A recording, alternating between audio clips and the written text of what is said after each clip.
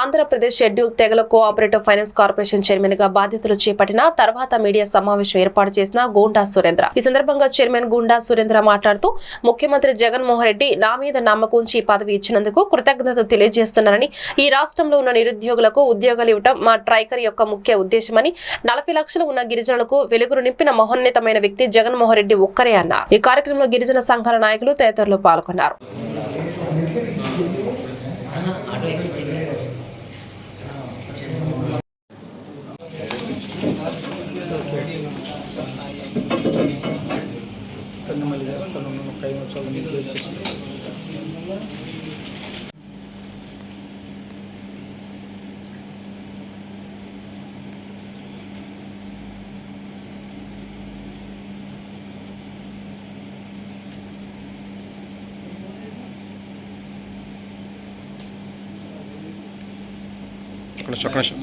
నేను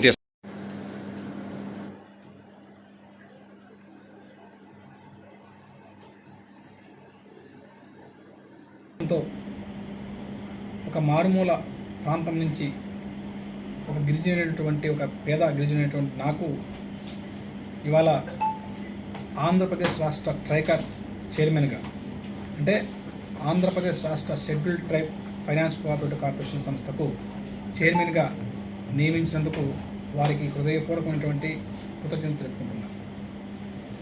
ఇవాళ ఈ ట్రైకర్ సంస్థ ద్వారా ఈ రాష్ట్రంలో ఉన్నటువంటి పేద గిరిజనులు ఎవరైతే ఉన్నారో వారికి మిగతా సమాజంలో ఉన్నటువంటి సంపన్న వర్గాలకు, మధ్యతరగతి వర్గాలకు సమానంగా అట్టడుగు వర్గాల్లో ఉన్నటువంటి పేదలకు వారి యొక్క సమసమాజంలో గౌరవం, గుర్తింపు ఇచ్చే విధంగా మన ప్రభుత్వం ముందుకెళ్లాలనేటువంటి మంచి హృదయంతో వాళ్ళకు ఆర్థికాభివృద్ధిని వారికి కల్పించి ట్రైగర్ సంస్థ ద్వారా వారి యొక్క ఉపాధికి అవకాశాలు కల్పించే విధంగా మా సంస్థ పనిచేస్తూ, అదేవిధంగా ఈ రాష్ట్రంలో ఉన్నటువంటి నిరుద్యోగులకు రుణాలు ఇచ్చి వారి యొక్క అభ్యున్నతికి కృషి చేసే విధంగా ఇవాళ ట్రైకర్ సంస్థ ముందుకెళ్లే పరిస్థితి ఉంది.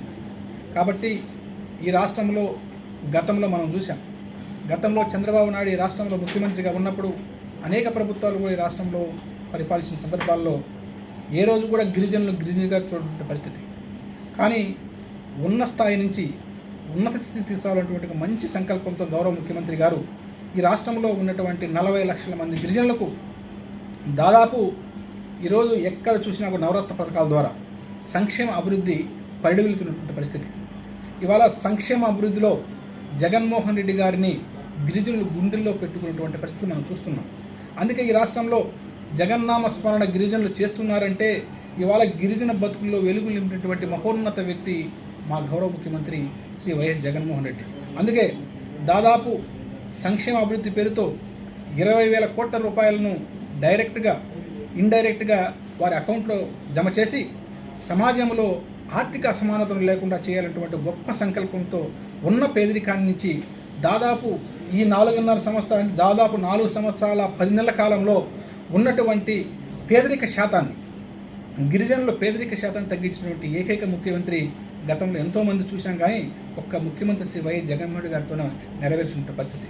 అందుకే ఈ రాష్ట్రంలో రాజకీయంగా కూడా ఇవాళ సమాజంలో రాజకీయంగా కూడా ఉన్నత స్థానంలో గిరిజనులు చూడాలంటే ఆలోచనతో తన ముఖ్యమంత్రి అయిన తర్వాత ఈ రాష్ట్రంలో తన పక్కన ఉప ముఖ్యమంత్రిగా ఒక మహిళ గిరిజనుని తీసుకురావడం, తర్వాత ప్రస్తుతం ఉన్నటువంటి ఉప ముఖ్యమంత్రి శ్రీ రాజేంద్ర గారిని కూడా కొనసాగించడం, మరి అదేవిధంగా నాలాంటి ఒక బీసీలకు ఉన్నత పదవులు, ఉన్నత అవకాశాలు కల్పించింది వైఎస్ఆర్ కాంగ్రెస్ పార్టీ అని ఎమ్మెల్సీ డాక్టర్ మొండితో అరుణ్ కుమార్ అన్నారు. ఎన్టీఆర్ జిల్లా నందిగామలో బుధవారం ఆయన విలేకరుల సమావేశం నిర్వహించారు. ఈ సందర్భంగా ఆయన మాట్లాడుతూ గతంలో తెలుగుదేశం పాలనలో నందిగామలో కొంతమంది బడాబాబులు పెత్తనం చేసేవారని, నేడు ఆ విధానానికి స్వస్తి పలికి నందిగామలో ఎస్సీ, ఎస్టీ, బీసీ మైనార్టీలే పరిపాలన చేసేలా అవకాశాలు కల్పించామన్నారు. ఈ కార్యక్రమంలో market yard chairman Mohammed Mustaq, municipal chairman Orsu Lakshmi, vice chairman Pakalapati Kiran, cooption సభ్యులు మన్నెం దాసు తదితరులు పాల్గొన్నారు.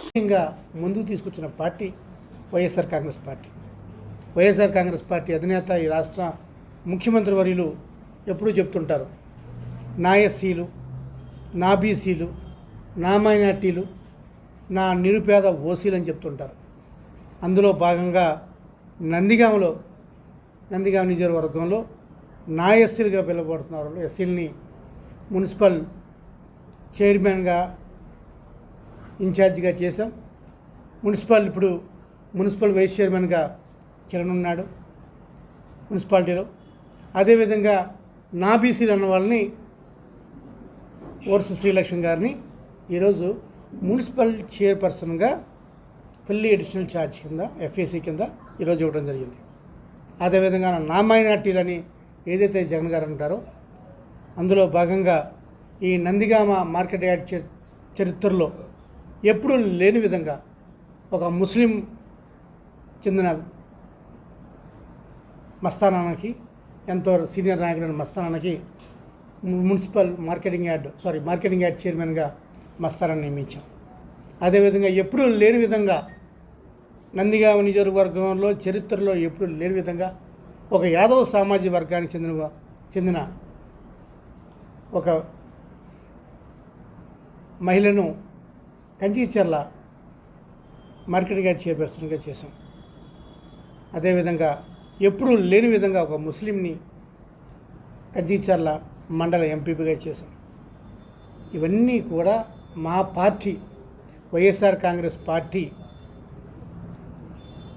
నా బీసీలు, నా ఎస్సీలు, రైతు సంక్షేమమే ధ్యేయంగా రైతు బాగుపడితే రాష్ట్రం బాగుపడుతుందనే సదాశయంతో కేంద్ర రాష్ట్ర ప్రభుత్వాలు పనిచేస్తున్నాయని బాపట్ల జిల్లా కలెక్టర్ పి రంజిత్ బాషా పేర్కొన్నారు. వైఎస్ఆర్ రైతు భరోసా, పీఎం కిసాన్ పేరిట ఏటా అందజేసే ఆర్థిక సాయంలో భాగంగా 5వ ఏటా 3వ విడత చెల్లింపు కార్యక్రమంతో పాటు 0 వడ్డీ పంట రుణాల పథకంలో భాగంగా బుధవారం ముఖ్యమంత్రి క్యాంపు కార్యాలయం నుండి ముఖ్యమంత్రి జగన్మోహన్ రెడ్డి బటన్ నొక్కి రైతుల ఖాతాల్లో జమ చేయగా బాపట్ల కలెక్టరేట్ నుండి జిల్లా కలెక్టర్ పి రంజిత్ బాషా, శాసన మండలి సభ్యులు ఉమారెడ్డి వెంకటేశ్వర్లు పాల్గొన్నారు. ఈ సందర్భంగా జిల్లా కలెక్టర్ మాట్లాడుతూ రైతుల సంక్షేమానికి పెద్దపీట వేస్తూ వైఎస్ఆర్ రైతు భరోసా, పీఎం కిసాన్ పథకం కింద జిల్లాలోని 192,037 రైతులకు 38.65 కోట్ల రూపాయలు జమ చేస్తున్నామని, సొంత భూమి సాగు చేసుకుంటున్న రైతులతో పాటు పేద కౌలు రైతుల కష్టాలను గమనించి వారికి కూడా అమలు చేస్తున్నామన్నారు. ఈ కార్యక్రమంలో జిల్లా వ్యవసాయ శాఖ అధికారి వై రామకృష్ణ, హార్టికల్చర్ ఏ జెన్నమ్మ, వివిధ ప్రాంతాల రైతులు తదితరులు పాల్గొన్నారు.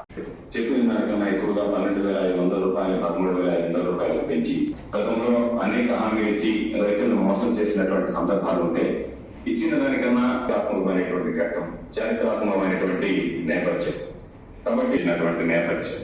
కాబట్టి ఈరోజు అనేక సందర్భాల్లో మాట్లాడినట్టుగానే ముఖ్యమంత్రి గారు చేసే రోజు రైతు భరోసా కేంద్రంలో గతంలో మనం చూసాం. డీలర్ల దగ్గరికి వెళ్ళాలి, 100 రూపాయలు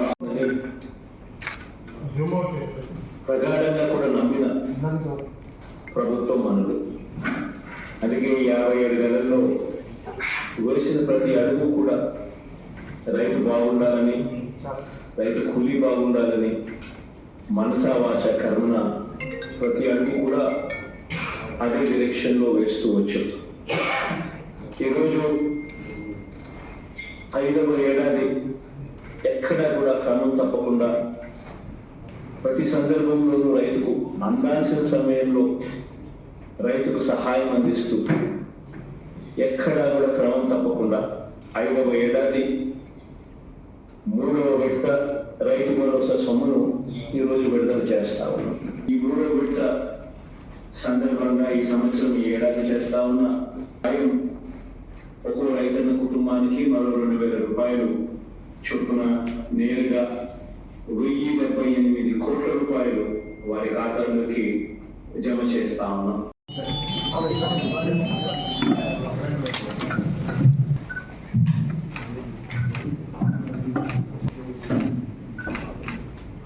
ఓకే సార్.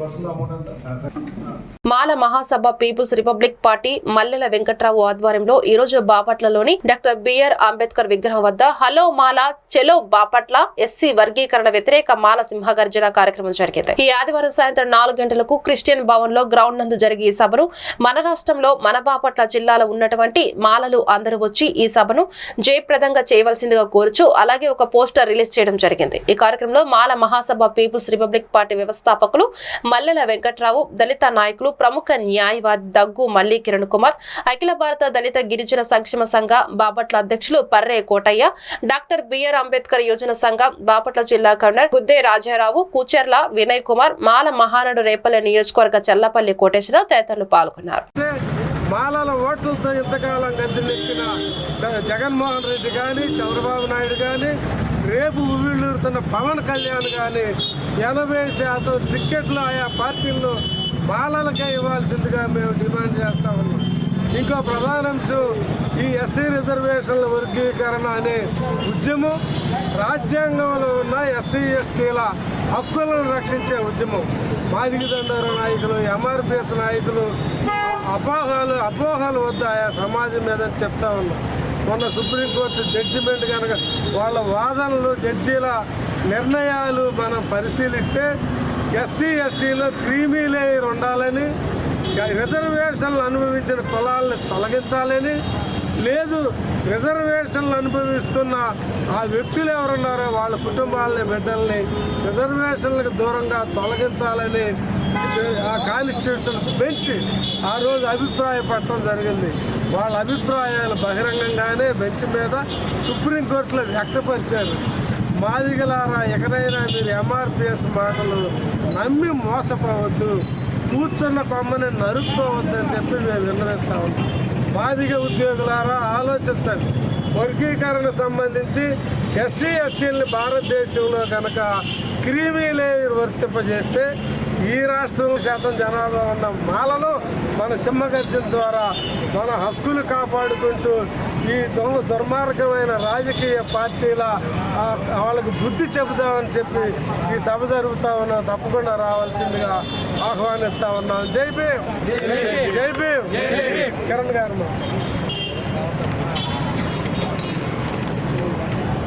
ఈ రోజున మాల మహాసభ ఆధ్వర్యంలో స్థానిక క్రిస్టియన్ భవన్లో జరగబోవు మాలల సింహగర్జనకు అందరూ తరలి రావాలని కోరుకుంటూ, ఈ బాపట్ల పార్లమెంటు నియోజకవర్గాన్ని గతంలో మాదిగలకు కేటాయించింది వైఎస్ఆర్సీపీ. ఇప్పుడు కూడా రాజకీయ పార్టీలు మాదిగలు కేటాయించాలని చూస్తున్నారు. ఆ విధంగా కేటాయిస్తే గతంలో నందిగం సురేష్ ఏ విధంగా ఈ నియోజకవర్గాలకు రాకుండా వాళ్ళ అభివృద్ధిని చేయకుండా వెనకబాటు చేశాడు.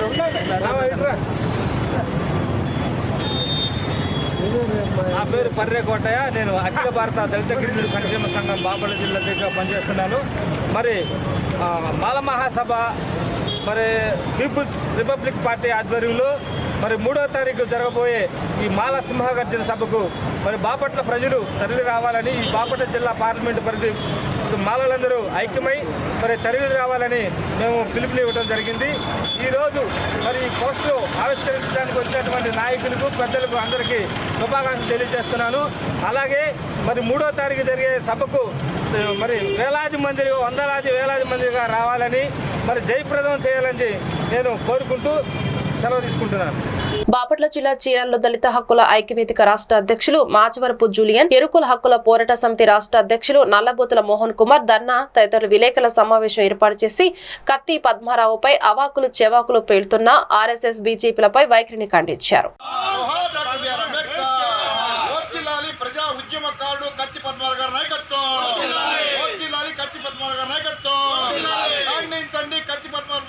అసత్య ఆరోపణలు అరెస్ట్ చేయాలా కేపీఆర్ని. కత్తి పద్మారావు ఈ దేశంలో ఒక దళితుడు రాష్ట్రపతి అవ్వటం కానీ, ఉద్యమం నుంచి చుండూరు దాకా ఉద్యమాలు చేసి దళిత బహుజనులకు ఒక ఆత్మగౌరవాన్ని ప్రసాదించినటువంటి ఒక గొప్ప మహోన్నతమైన వ్యక్తి కత్తి పద్మారావు. ఆ కత్తి పద్మారావు ఒక తాత్వికుడు, ఒక రచయిత, ఒక వాక్చాతుర్యం కలిగి దళిత బహుజనులకు ఒక బలమైన వాయిస్ ఇచ్చి ఈరోజు ఈ ఆంధ్రప్రదేశ్లో ఏ ఒక్కరు కూడా అన్యాయాన్ని ప్రశ్నించడానికి మరి మూల కారణకుడైనటువంటి కత్తి పద్మారావుని మరి శివశక్తి వాళ్ళు, ప్రసాద్ అనేటువంటి వాడు ఎవడో కత్తి పద్మారావు అవాకులు సేవాకులు వెళ్తూ ఉన్నారు. మిత్రులరా, కత్తి పద్మారావు తన ఉద్యమం ద్వారా ఈ దేశానికి రాష్ట్రపతిని చేశాడు. ఈ దేశంలో ఒక ఎస్సీ అట్రాసిటీ యాక్ట్ని తెచ్చి దళితులకి ఒక కవచంలాగా అతను ఉద్యమం ద్వారా సాధించి పెట్టాడు. అయితే ఈరోజు కత్తి పద్మారావుని వాళ్ళు రాముడు ఏదో అన్నాడని వాళ్ళు ఇవాకులు చవాకులు పెళ్తూ ఉన్నారు. మీకు నిజంగా ధైర్యం దమ్ము ఉంటే కత్తి పద్మారావుతో కూర్చొని ఆయనతో మీరు యొక్క వివరణ కానీ ప్రజా ఉద్యమ నేత, దళిత అణగార కులాల ఆశా జ్యోతి, దళిత బహుజనులకు భారత రాజ్యాంగంలో డాక్టర్ బిఆర్ అంబేద్కర్ గారు అనేకమైన హక్కులు రాస్తే దాన్ని ఇంప్లిమెంట్ చేయమని చెప్పి పోరాడినటువంటి ఏకైక వ్యక్తి, కవి అయినటువంటి డాక్టర్ కత్తి పద్మారావు గారి మీద ఈ రోజున ఆర్ఎస్ఎస్లు, శివశక్తులు, అదేవిధంగా ప్రసాద్ అనే ఒక దుర్మార్గుడు, మరి కేపీఆర్ గారు ఇది రామరాజ్యం కాదు, ఇదంతా బహుజన రాజ్యం అని చెప్పినందుకు ఆయన మీద రకరకాలుగా దాడులు చేస్తూ ఉన్నారు. వాస్తవం ఎందువల్లంటే రామాయణం రంకు, భారతం బంక్ అని అందరికి తెలుసు. ఇదంతా కేవలం కలుపుతాం అని తెలుసు. అందుకనే భారత రాజ్యాంగం డాక్టర్ బిఆర్ అంబేద్కర్ గారు అన్ని కులాలు మతాలు మొత్తం కూడా కలిపి మమేకం చేసినటువంటి డాక్టర్ బిఆర్ అంబేద్కర్ గారి యొక్క ఆలోచన విధానాన్ని మరి డాక్టర్ కత్తి పద్మారావు గారు దీన్ని చేస్తూ ఉంటే, ప్రజలకు వాస్తవాలు చెప్తూ ఉంటే దేవుడు లేరు, దెయ్యాలు లేరు, మానవులే.